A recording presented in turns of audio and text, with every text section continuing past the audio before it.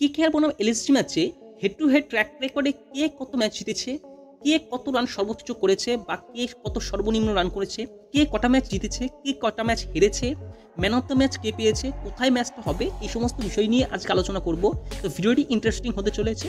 চ্যানেলে যদি নতুন হয়ে থাকো তো চ্যানেলটিকে সাবস্ক্রাইব করে দিও আর ভিডিওটিতে একটা লাইক করে দিও। তো শুরু করা যাক ভিডিওটি। কেকেআর বনাম এলএসজির এই ম্যাচটা হবে 8 তারিখে কলকাতা ইডেন গার্ডেন স্টেডিয়ামে, অর্থাৎ কলকাতার হোম গ্রাউন্ডে লখনৌ সুপার জায়ান্ট খেলতে আসবে। এবং আজ পর্যন্ত কলকাতা এবং লখনৌ 5টা ম্যাচে হেড টু হেড হয়েছে, অর্থাৎ মুখোমুখি 5টা ম্যাচ খেলেছে, যার মধ্যে কলকাতা 2টো ম্যাচ জিতেছে এবং এলএসজি 3টে ম্যাচ জিতেছে। এই ম্যাচগুলি হয়েছে 2024 সালে 2টো, 2023 সালে 1টা এবং 2022 সালে 2টো। তার মধ্যে কলকাতা একবার 98 রানে লখনৌতে গিয়ে লখনৌকে হারিয়েছিল, যার মধ্যে 2022 সালে 2টো ম্যাচে কলকাতা এলএসজির কাছে হেরেছিল।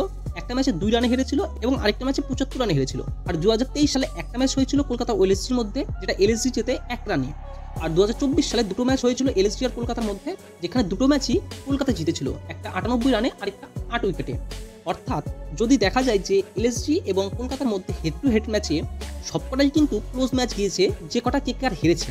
আর কেকেআর যে ম্যাচগুলো জিতেছে সেটা খুব বড় মার্জিনে জিতেছে। সুতরাং এদিক থেকে বলা যেতে পারে যে কেকেআর এলএসজি থেকে অনেকটাই এগিয়ে আছে। উইনিং পার্সেন্টেজে হয়তো প্রিভিয়াস ইয়ারে এলএসজি এগিয়ে আছে, কিন্তু লাস্ট ইয়ার অর্থাৎ 2024 সালের উইনিং পার্সেন্টেজ 100%ই কিন্তু কলকাতা জিতেছিল। তার আগের 2টো ইয়ার্স অর্থাৎ 22 আর 23-এ সেখানে এলএসজির পার্সেন্টেজটা অনেকটাই বেশি ছিল।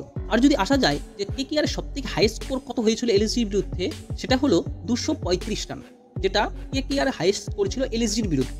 আর যদি এবার আসা যায় হাইয়েস্ট স্কোর সবথেকে বেশি কোন দল করেছিল, সেটা কেকেআর এর হাইয়েস্ট স্কোর ছিল 235 আর এলএসজির হাইয়েস্ট স্কোর ছিল 210। আর কেকেআর এর লো স্কোর ছিল 101 আর এলএসজির লো স্কোর ছিল 137। আর যদি রিসেন্ট পারফরমেন্স দেখা যায় দুটো দলের, অর্থাৎ 2024 সালে যদি তাদের পারফরমেন্স দেখা যায় ওভারঅল অন্যান্য টিমের সঙ্গেও, সেক্ষেত্রে দেখা যাচ্ছে কলকাতা 2014 সালের 15টা ম্যাচের মধ্যে 11টা ম্যাচ জিতেছিল, অর্থাৎ কলকাতার উইনিং পার্সেন্টেজ ছিল 73.33%, যেখানে এলএসজি কিন্তু 14টা ম্যাচের মধ্যে 7টা জিতেছিল, অর্থাৎ উইনিং পার্সেন্টেজ রেট ছিল 50%।